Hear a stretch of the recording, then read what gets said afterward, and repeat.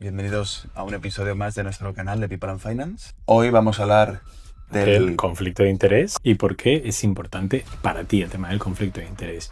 Bien si eres una persona que trabaja en una empresa, bien si tienes tu propio negocio, bien si quieres emprender, bien si te vas a estar viendo involucrado con relaciones personales, el conflicto de interés tarde o temprano te va a afectar aunque tú no seas consciente. Vamos a poner casos reales que hemos vivido, que conocemos y cómo se solucionaron en ese caso y cuál es la forma más correcta para nosotros de solucionarlos. Así que, si quieres saber todo el ABC del conflicto de interés, cómo gestionarlo y sobre todo cómo manejarlo para que esto no te frene. Y cómo afecta a tu libertad.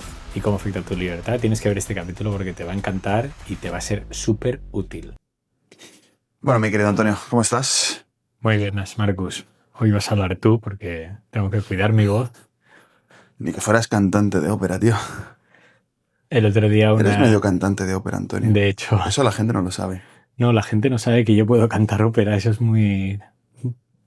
No lo elegí yo, pero es un don. No lo elegí yo. No, porque es verdad que sí. este tipo de voz de tenor... Si yo tengo rango de tenor. Y ahora que te has constipado todavía más. Pero es que no estoy constipado. Bueno, sí tengo algo de mocos, pero es que ya te contaré luego. Es como que el cuerpo, te lo dije ayer, el cuerpo es como que me ha dicho, tío, para. Me dio fiebre, me dio un pico de fiebre altísimo, me quedé chungo.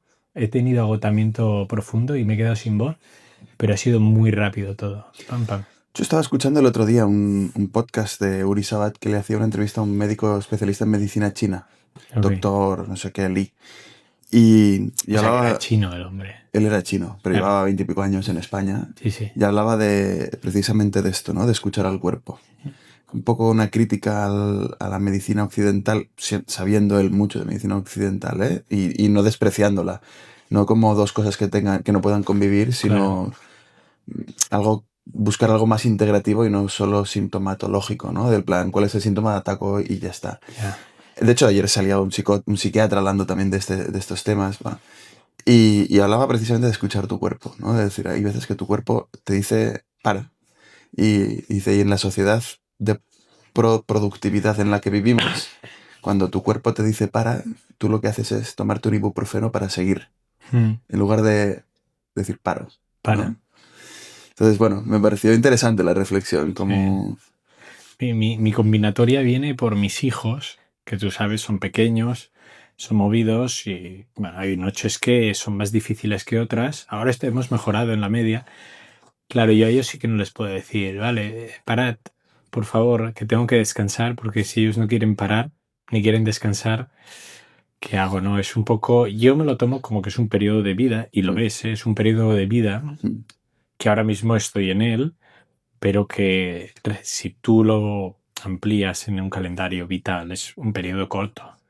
Maravilloso, es lo de siempre. Yo escuchaba que todo lo excepcional que quieres lograr requiere un periodo de sufrimiento. Y es verdad, ojalá no fuera así, pero es lo que te permite llegar a ser excepcional o hacer cosas excepcionales. Entonces, una época de no dormir es una época de sufrimiento, de un tipo de sufrimiento, pero por algo mucho más grande que es la crianza de tus hijos con todo el amor que ellos representan. Y ahora estoy allí, ya estoy a punto de acabar la fase del no dormir, por suerte, pero claro, se te junta esto con un ritmo de trabajo y con todo. Yo estoy de acuerdo con esto. Luego empezarán otras cosas. Siempre. Otras fases. Siempre habrán fases, siempre. Pero es verdad que, mira, ahí está, ¿no? Entonces, yo traigo un capítulo que haremos la semana que viene, que de hecho tiene que ver también, quiero cuidar mi voz. ¿Por qué vas a hacerlo cantando? No. ¿Te imaginas? No quiero cuidar mi voz porque mañana tengo una conferencia, ya te he dicho, y quiero traer la semana que viene el tema que les voy a dar en la conferencia. Muy bien. De hecho, también va a ser un poco esto lo que vamos a hablar hoy. O sea, este tema que hablabas, ¿no? De ir más allá o dar ese foie, ese extra.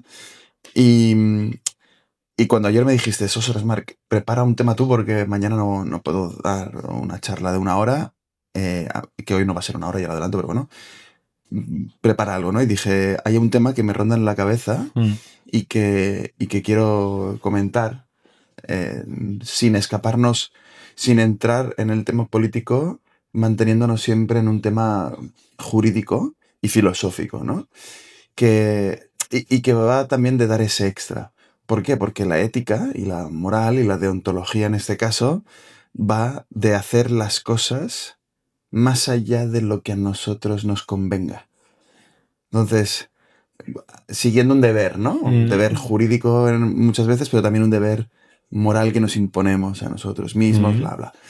Entonces, sobre eso va, de alguna manera, el conflicto de interés, que es lo que... De eso vamos a hablar hoy. La gente ya lo estará leyendo en el título del vídeo. Que es lo que vamos a comentar hoy. ¿Cómo evito situaciones o por qué la norma me exige evitar situaciones en las que yo pueda tener un conflicto? Ya. Porque además, si yo tengo un conflicto es que hay algo malo para mí, pero algo bueno también, ¿no? Hombre, si le recetas este medicamento a todos tus pacientes, a pesar de que a ellos no les vaya bien, yo te daré mucho dinerito, ¿no? Hombre, hay un mal ajeno por un bien propio, conflicto de intereses, ¿no? ¿Qué es en general? Y además, bueno, igual que la semana pasada, montamos una página web que es peopleandfinance.es. Podéis entrar todos cuando queráis. Vamos a ir subiendo las presentaciones, las estoy creando, al menos las mías, en formato de HTML. No sabía yo esto. Y quiero ir subiéndolas a la página web. Lo de la web sí, pero no sabía esto de las presentaciones. Sí, sí. Marc no me cuenta las cosas. Bueno, voy haciendo. Él va haciendo y de repente lo suelta en el podcast. Es lo mismo que la semana pasada, que también tengo la presentación en HTML, todavía no la he subido a la página web, estoy viendo la mejor forma de hacerlo. Esta también irá subida, para que sea un repositorio también de conocimiento, ¿no? Para que la gente que quiera entrar y decir, oye, pues, ¿qué hablaron del conflicto de interés? ¡Pam! Lo tengan ahí. O ¿qué habla la normativa? Es verdad que es una sesión en la que me he apoyado mucho de la IA. Entonces, yo ya he revisado la normativa española, pero voy a hablar de otro tipo de jurídica, pero hay otra normativa que no es de mi dominio, entonces un pequeño disclaimer me sirve como referencia para el caso, pero si alguien la tiene que usar con algún objeto más allá de la pura divagación, que hagan un doble check, que siempre va bien. Yo lo hice rápido, pero de nuevo, es una preparación de un día para otro. Siempre va bien que hagáis vuestros propios deberes. Entonces, ¿qué es un conflicto de interés, Antonio? Así, a nivel genérico. Conflicto de interés. Tú ya lo has definido antes, de hecho. ¿Me vas a hacer hablar mucho o qué? Ah, no quieres hablar mucho, vale. No, lo digo porque me duele un poco. La primera parte la voy tirando yo. Tú tira luego, y yo luego me meteré. Luego te iré haciendo preguntas. ¿No? Sí. Aquella situación en la que un deber profesional, público o fiduciario hacia una parte, ¿no? Un deber que yo tengo por algún motivo, un deber público, ¿no? Hacia otra persona, es decir, tienen que haber dos partes, se ve o puede verse, o sea, muchas veces no hace falta que ocurra, sino es la potencialidad de que ocurra, comprometido por intereses propios, de terceros o de otra parte distinta. No exige mala fe, basta un riesgo objetivo. Por eso se regula ex ante, es decir, antes de que ocurra, no ex post, después de que ocurra. Es decir, la normativa prevé o intenta evitar que previene que suceda una situación de conflicto de interés, más allá de castigarlo una vez pasa, que también, pero sobre todo se ha traducido esta obligación, que parte de una obligación prácticamente moral, ¿no? En una normativa que intenta evitar que suceda. Por muchas cosas que ahora iremos viendo, ¿no? Porque ahora veremos por qué importa analizarlo, pero al final vemos que hay una parte que es la que tiene el conflicto de interés y hay otra parte que es la que se vería perjudicada. Y puede haber una tercera que se vea beneficiada, ¿no? Pues porque el conflicto de interés no puede ser solo porque yo gane, puede ser porque gane mi hijo. Ostras, es que el juez era el padre del encausado. Pues hay un tercero que también se puede ver beneficiado o perjudicado, ¿no? Es que, pues, bueno, pues si Antonio hacía esto, Marc ganaba mucho dinero por detrás. Pues aunque Antonio no se viese directamente beneficiado, sí había un tercero. Entonces, ¿no? Por esas situaciones en las que se busca una objetividad por el peso de la situación, pues por un proceso judicial, por una situación médica, etcétera. Y también en el ámbito empresarial. Yo estoy pensando en el ámbito empresarial, claramente. Estoy pensando en situaciones en donde tienes que asignar determinados contratos Si hay administración pública ya ni te digo, Claro. pero también conflictos de interés en salidas a bolsa o no por compra. Mira, yo tengo información privilegiada, por ejemplo, que tiene cierta relación, ¿no? Yo voy a hacer una ampliación de capital en mi empresa y voy a comprar antes para luego, mejor dicho, voy a vender antes para luego recomprar más barato y claro, entonces ganar mucho más dinero en esa operación porque yo tengo la información previa cuando las empresas cotizadas esto lo tienen también muy regulado. Esto no se puede dar precisamente por el conflicto de interés que eso implica, en donde los no sé cuáles son los cargos, ¿no? Ejecutivos o consejeros o todos. bueno, No, por ejemplo, no un pueden. auditor de cuentas. Bueno, un auditor de cuentas Estoy también, te auditando digo. las cuentas de la empresa que va a salir a bolsa. Sé Claro. cuál es un valor contable el valor contable de la empresa. Si está muy por debajo o por encima, pues puedo hacer una compra, puedo hacer una venta, puedo saber cómo va a crecer el mercado. Que yo siempre aquí me he preguntado, él no, pero la mujer o el hijo. También, claro. No, ya, pero... O sea, también están sujetos al código de conducta. Otra cosa es cómo lo controlas, ¿no? Por eso son obligaciones morales. Pero al final es como, ¿y si se hace rico ganando dinero? Al final, ¿no? Pues es el libre mercado. Quien quiera invertir, invertirá al precio que lo vea y quien no. Si él invierte porque tienes información privilegiada. Es un poco para evitar también, no solo... Primero, es para evitar un posible prejuicio de tercero, pero también supongo que es para igualar las cartas. Claro. Sí. Igualas de una forma buscando esa objetividad, ¿no? De plan, que es a donde quiero llegar al final. Si todos somos conscientes de los intereses de todas las partes y podemos deshacernos de esos intereses, seremos más objetivos y más libres. Y llegaremos a eso.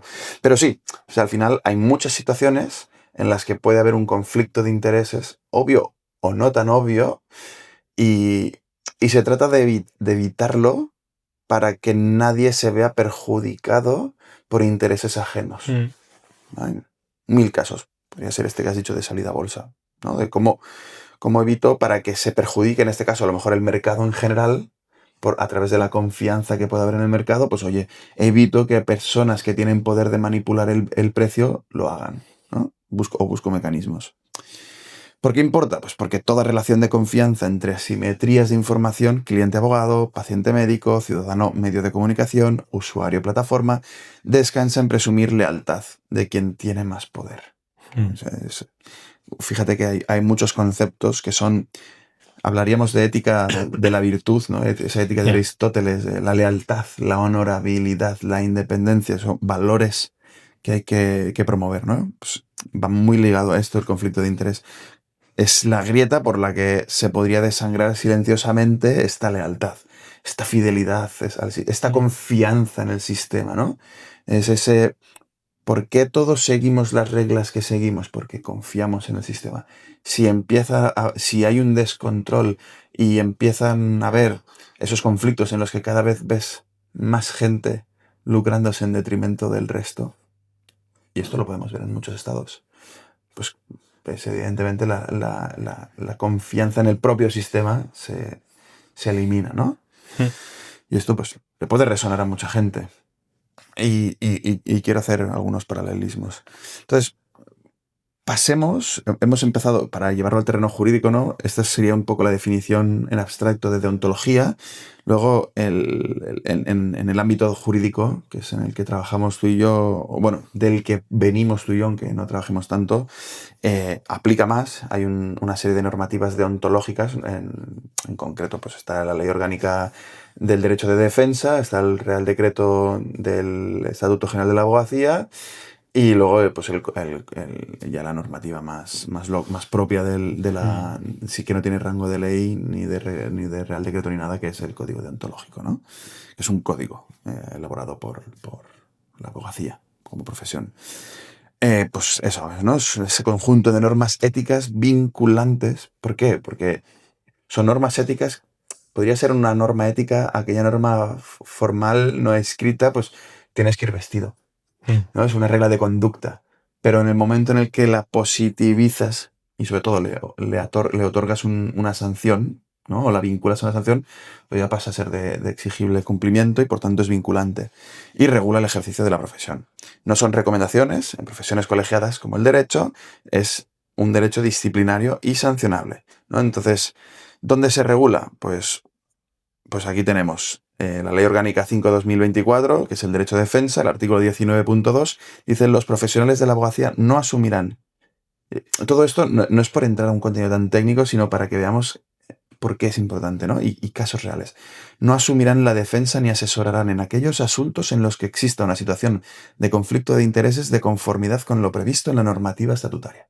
O sea, tú como abogado no puedes ejercer la defensa o la acusación en un caso en el que tú tengas un conflicto de intereses. ¿No? ¿Cómo vas a llevar la defensa de alguien que tú quieres que encarcelen? ¿O cómo vas a llevar la acusación de alguien que no crees que tengas que defender sus intereses? Tú has sido abogado procesalista, imagínate, estás jugándole la libertad a una persona, ¿no? Y decir, pues, ostras, eleva la prohibición a un rango orgánico. Esta ley, que es del 2024, es una norma nueva y que además viene a hablar de un derecho a la defensa que jamás se había visto en múltiples normas, pero no como una propia ley, y además de carácter orgánico, que para los que no sabéis de derecho, pero es lo que viene justo debajo de la Constitución. O sea, en el rango normativo es lo segundo más alto que hay, lo más alto que puede dictaminar el Parlamento, ¿no? Que puede, la norma más alta que puede sacar. Porque significa que una mayoría superior, se dice mayoría cualificada, pero por entendernos, dentro de un parlamento las leyes las votan y si por mayoría sale lo que se vota, pues la ley se aprueba.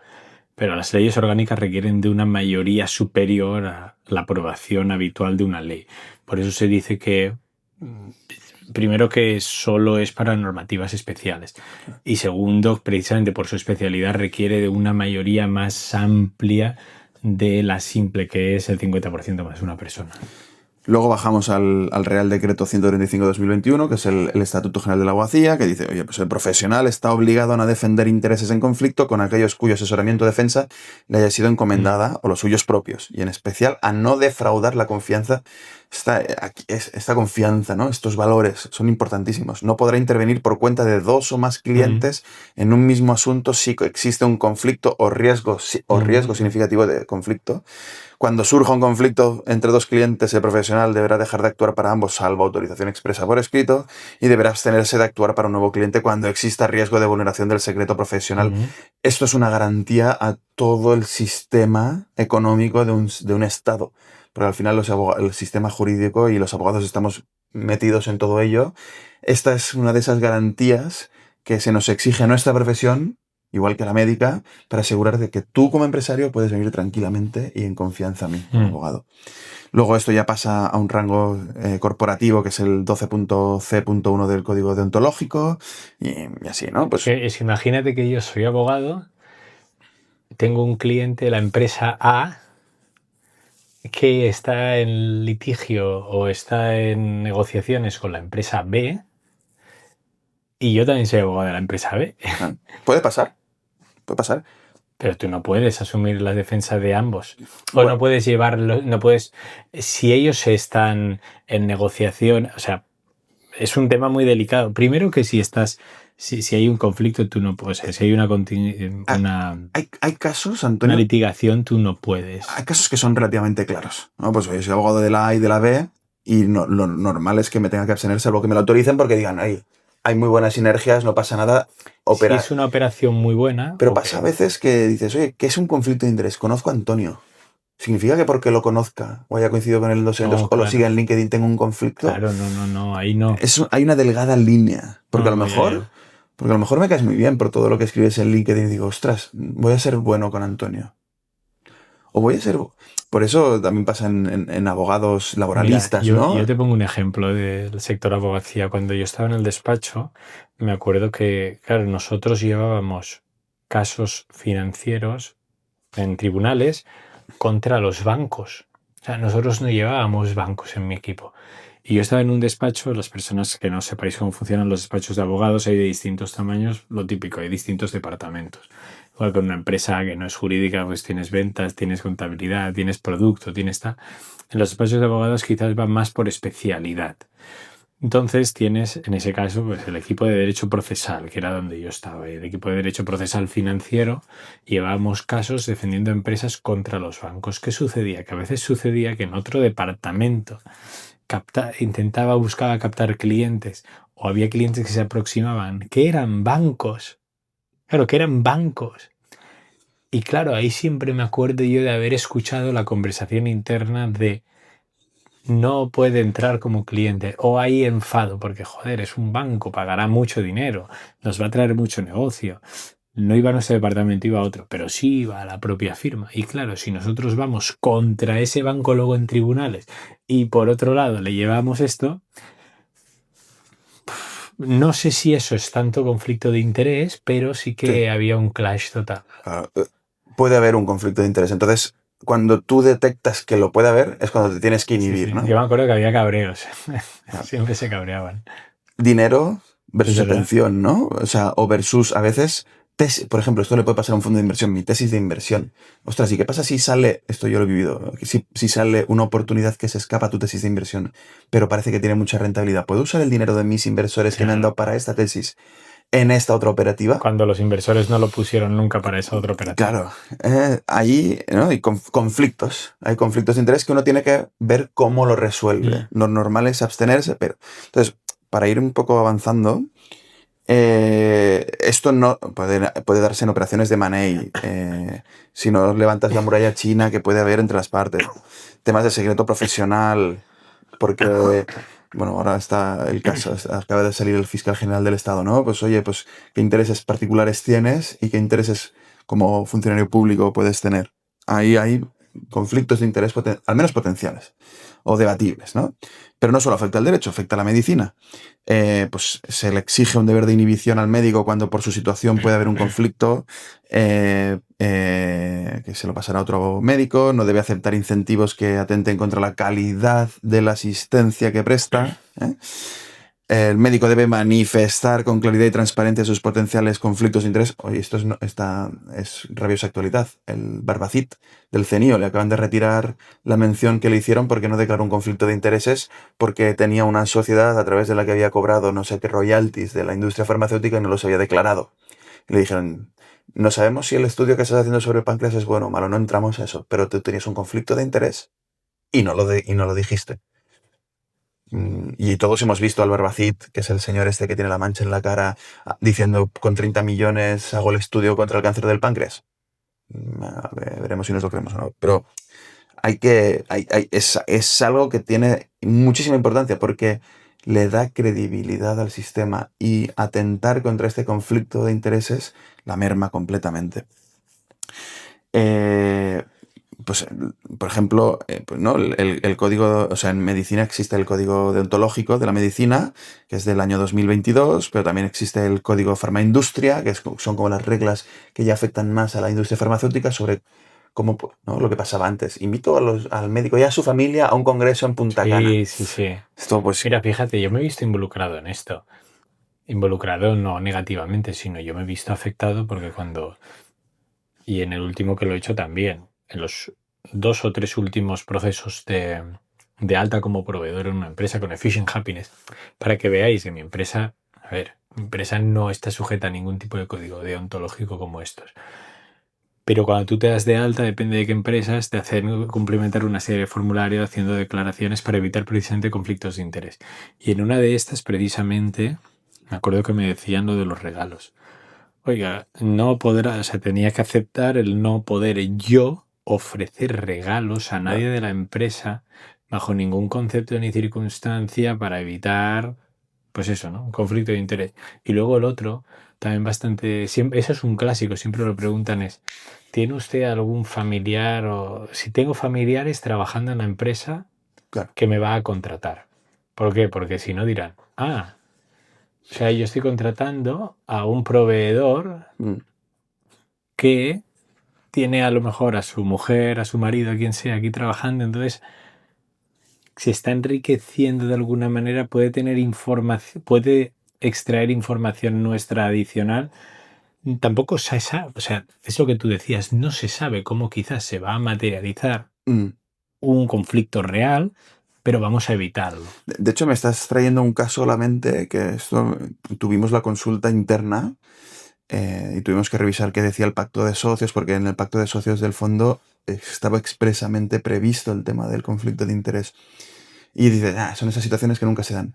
Pero pasó que en una inversión que nos gustó mucho, estaba trabajando el hijo de uno de los socios del fondo.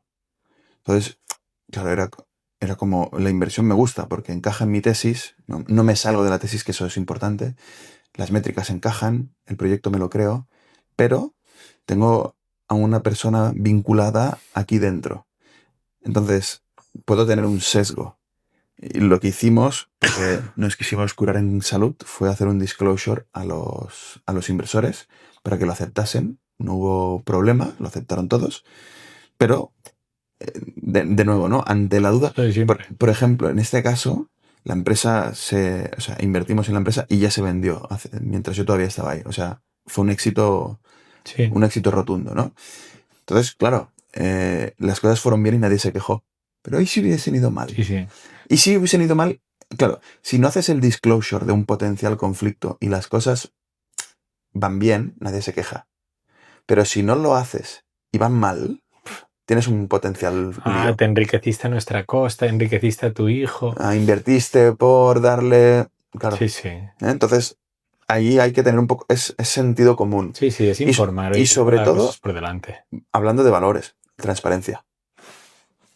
Si tienes un conflicto de intereses o un potencial conflicto de intereses, sé transparente. Y que los que no lo tienen puedan juzgar ellos. Exactamente. No pasa nada, Antonio. Entiendo que tú, que dentro de la empresa que es proveedora tengas un familiar, puede pasar, existe, no pasa nada. Pero oye, me interesa lo que hacéis, sois los mejores, adelante, ¿no? Estaba viendo aquí casos, ¿no? El caso Biox-Merck del 2004, que es el detonante histórico de los disclosure codes, los códigos de disclosure, no me sale ahora en español, de... Revelación, ¿no? Sí, sí. Que fue un antiinflamatorio retirado del mercado tras vincularse infartos, e investigaciones posteriores revelaron que numerosos médicos prescriptores y autores de estudios favorables habían recibido pagos sustanciales del fabricante sin declararlos.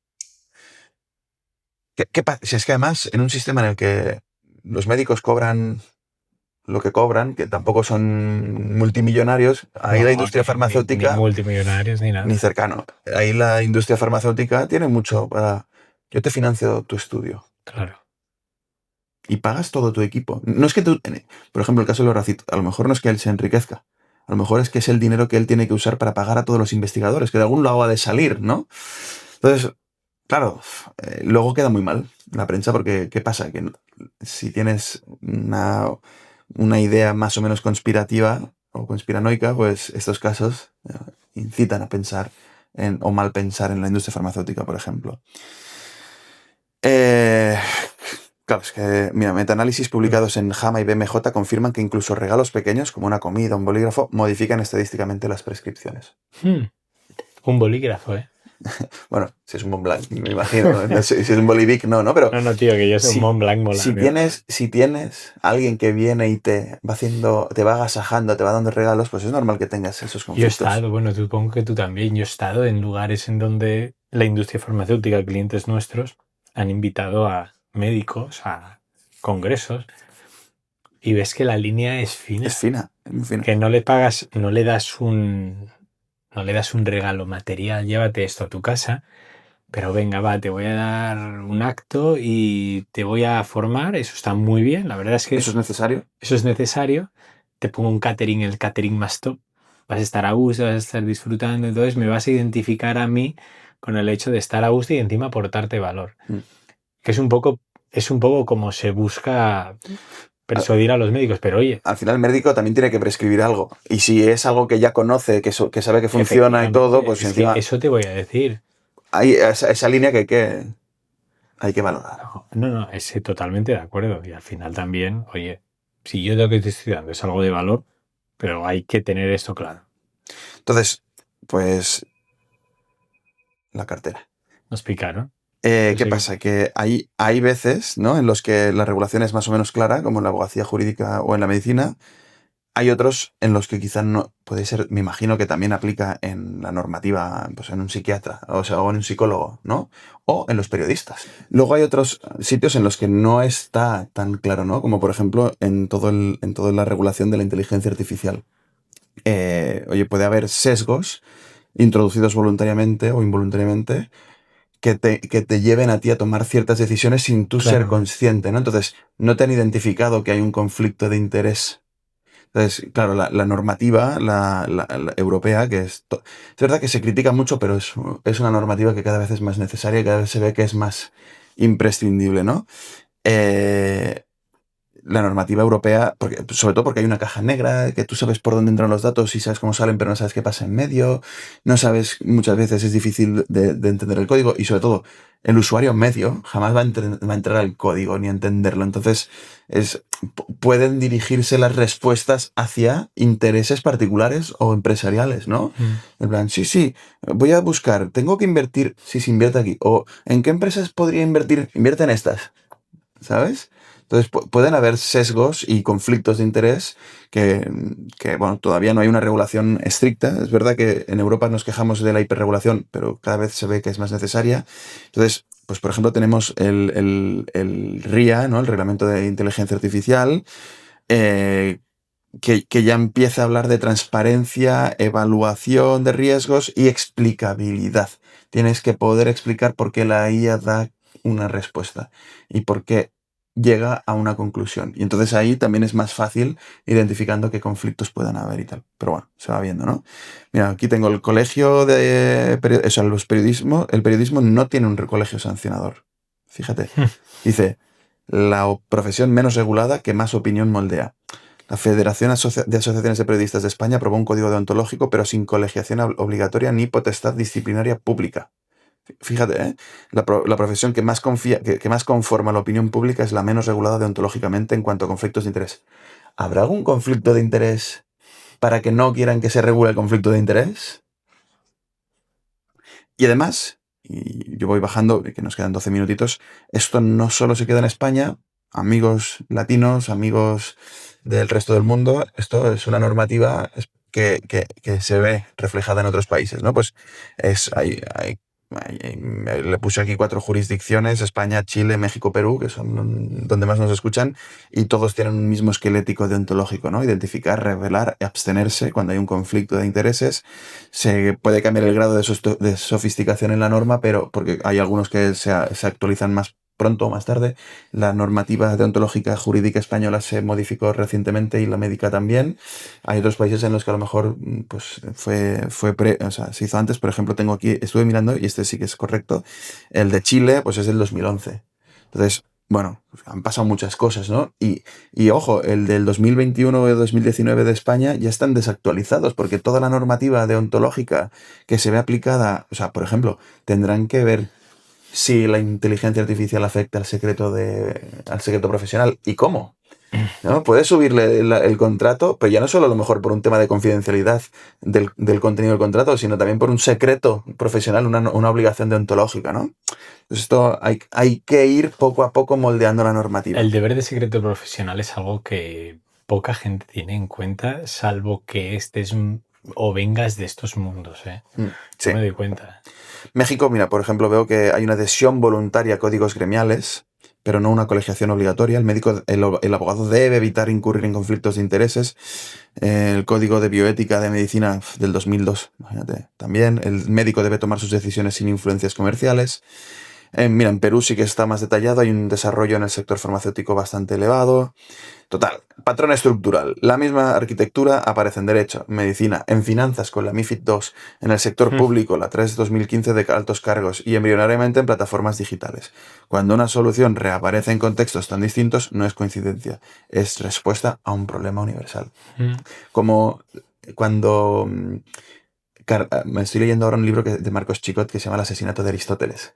Y me recuerda esto cuando Aristóteles, que era profesor de Alejandro Magno, gracias a Alejandro Magno yendo a tierras que nunca se habían conocido antes, se dio cuenta de que el fuego quemaba aquí, igual que en la India.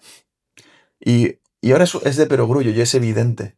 pero ¿por qué el fuego tiene...? ¿No? Y entonces dijo, hay leyes universales, y hay problemas universales. Y esto, el conflicto de interés, que forma parte de la condición humana, no deja de ser un problema universal. No es que solo exista el conflicto de intereses en España o en Argentina. También existe en Estados Unidos, también existe en la India, también existe en Singapur, existe en todos lados. Otra cosa es cómo se ataque o qué tan sofisticada o evolucionada sea la sociedad para tratar de erradicarlos. Y sobre todo, cuando los detecta, eliminarlos. ¿No? Que a lo mejor eso es una crítica a la nuestra propia. ¿Por qué?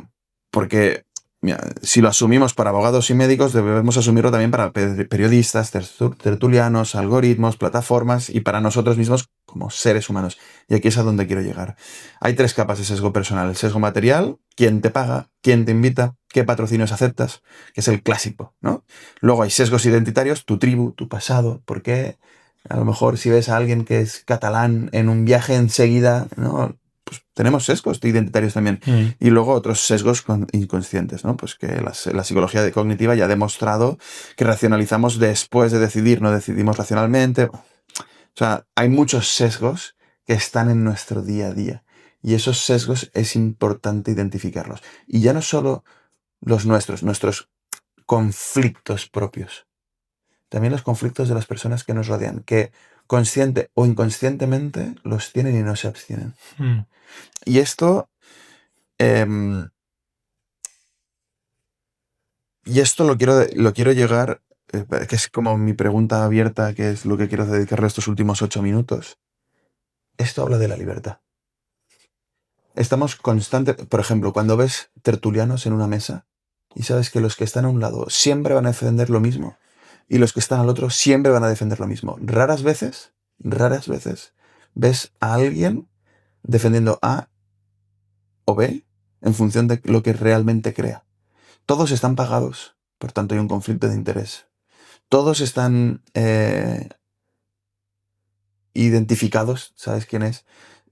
Todos tienen sus propias tesis y todos tienen sus conflictos, pero lo peor es que no lo dicen abiertamente. O sea, no estaría de más decir, tal persona le paga a tal partido político y a tal persona le paga a tal otro. Identificar que tienes un potencial conflicto de interés antes de ponerte a debatir sobre un tema que conforma una opinión pública. Y ese ejercicio, cuando no lo hacen ellos, lo tenemos que hacer nosotros. Y eso es la base del espíritu crítico. Y tener ese espíritu crítico es la base de nuestra libertad. Como individuos, libertad de pensamiento. O sea, solo si yo identifico que Antonio tiene un conflicto de interés que a lo mejor ni siquiera es consciente de que lo tiene, puedo decir eso que decimos, tómalo con pinzas. Puedo ver si tienes razón tu argumento o no, y a lo mejor convencerme o no de que el argumento es real. Pero tengo que identificar que tú tienes un... Porque si escucho a pies juntillas todo lo que me dices y no creo que tengas o no identifico o no quiero identificar que tengas un conflicto, ¿cómo voy a ser libre? No O sea, voy a conformarme una opinión respecto a lo que tú me digas creyéndote a pies juntillas sin saber que tú me lo estás diciendo porque detrás te están pagando por decirme eso. Por eso canales gratuitos como este son los menos sesgados. ¿Qué conflicto? Podemos tener un conflicto de interés, por ejemplo, en hacer la pelota a ciertas personas para crecer más en el canal, que no creo que lo hagamos. Pero cuando no tienes que depender, no, por eso te hablan de la libertad financiera, no tienes sesgos, no tienes conflictos. Y cuando no cobras por ello o no ganas con ello, es cuando más libre eres, cuando menos conflictos tienes. Ahora, si nos viniesen a decir yo te pago, pero solo si dices que invertir en este activo financiero es bueno, ahí tendríamos un conflicto de interés. Por eso la normativa también, por ejemplo, en Instagram, les han hecho a los influencers decir, publi, identifica qué publicidad. Claro. Porque si no... Te recomiendo este restaurante porque a mí me gusta esto, mira el plato y mira no sé qué, pero luego ese tipo vas y en es una realidad caca. es una caca. Ostras, me lo creía el influencer mío de confianza que también, a ver, son personas que hacen su contenido y tomaos como siempre, igual que nuestro contenido lo tenéis que someter a vuestro espíritu crítico, como no vais a someter el de alguien que te enseña un restaurante, ¿verdad? Claro. Y luego no te dice que está cobrando una publicidad por ello. Que de hecho yo he visto broncas entre influencers gastronómicos. Es que este tío siempre cobra y nunca lo dice. Sí. para mí es obligatorio decirlo. Y me ha pasado, ¿eh? Y de hecho le escribimos a alguno de los... Me acuerdo, Constanza le escribió a un influencer bastante conocido de aquí de comida, de restaurantes, y fue como, oye, hemos ido a un par de los sitios que nos has recomendado porque se ven como súper bonitos y tal, y son malísimos. Bueno, es que claro, este es mi trabajo, yo tengo que... Oye, pero... Encima dijo esto. Sí, sí, y es como, chico, Vaya huevos. ok, pero pon que es publicidad, pon que te pagan. Que ya me imagino que te pagan, que nadie hace nada gratis. Bueno, Salvo hay alguno nosotros, que sí, ¿eh? Tú y yo. Pero más Y de allá de comida eso, que tengo entendido que es César Blue, también han tenido sus pero él sus no, problemillas. él ha tenido broncas contra los que cobran. Él no Ah, sí. cobra nunca. Ah, Por eso ha tenido las broncas. Yo no cobro nunca. Vamos, ahora es cuando ha cobrado, ¿no? Pero yo creo que César Blue no cobra. pero está, Es o el sea, único, ¿eh? que no está mal, ojo, no está mal cobrar. Efectivamente, hay que No decirlo. está Solo mal. hay que decirlo. Está bien y ganar dinero es bueno. Siempre Claro, lo lo que digo. hablábamos de la transparencia. Pero hay que Sé decirlo. transparente. ¿No te gustaría que cuando te sale un analista político, que cualquiera puede ser analista político, parece, no, y siempre defiende la misma tesis, de un lado o de otro, o del medio, me da igual, no sale de esa tesis? Es que no sale. Entonces, claro que tiene un conflicto de intereses. Y en general, si haces un poco de ejercicio de abstracción y te das cuenta de esto, pues lo ves y ya lo tomas con pinza. De cualquier lado, insisto, ¿eh? Pero está moldeando una opinión política. ¿Por qué no todo lo que te sale en Insta, todo el contenido que recibes, por qué no te das cuenta de que a lo mejor tengo que apartarme? Porque en ese momento es cuando serás libre. Por eso el conflicto de interés, que es una normativa, para recapitular todo, una norma ética que nace de ese deber deontológico de buscar ese bien universal, ¿no? Esos deberes universales de Kant, la traspasamos a un deber jurídico para ciertas profesiones como la abogacía o la medicina, pues igual que hemos hecho todo este camino, ¿no? No estaría de más que se imbuyese más en la población. A lo mejor no hay necesidad de hacer un delito penal de conflicto de interés no declarado, pero sí de decir de instruir desde pequeños a la gente de cómo ser libre. Pues oye, eh, identifica los conflictos. Si no te los identifican ellos, que para mí sí que tendría que ser prácticamente obligatorio, si las demás personas no te identifican sus conflictos de interés, identifica tú los suyos. Para poder ser crítico y más libre. Pues muy bien. Y aquí hemos hecho un ejercicio de traer un deber ético deontológico, aplicarlo o ver las bases jurídicas para algunas profesiones y trasladarlo a un debate social que está en boga, que es súper importante y que nos afecta a todos. Muy bien, Marcos. Gracias por salvar el capítulo. Epa, ni tan mal, ¿eh? Le van a dar a like, a suscribirse, que nos pongan si han tenido alguna vez conflicto de interés. Hemos dado ejemplos reales de conflictos de interés. Sí, Hemos dado soluciones a esos conflictos de interés. Sí, sí, y al final esto va de libertad. Exacto. Y no va de, pues ahora es que todos tienen conflictos. No, es ser crítico. Y tomar con pinzas no significa que alguien tenga conflicto. Porque alguien tenga un potencial conflicto de interés no significa que lo que te esté diciendo esté mal. También es verdad, ¿no? Entonces, identificar, valorar y razonar. Muy bien. Bueno, Antonio. Venga. Una semana Buen más. capítulo. Adeu.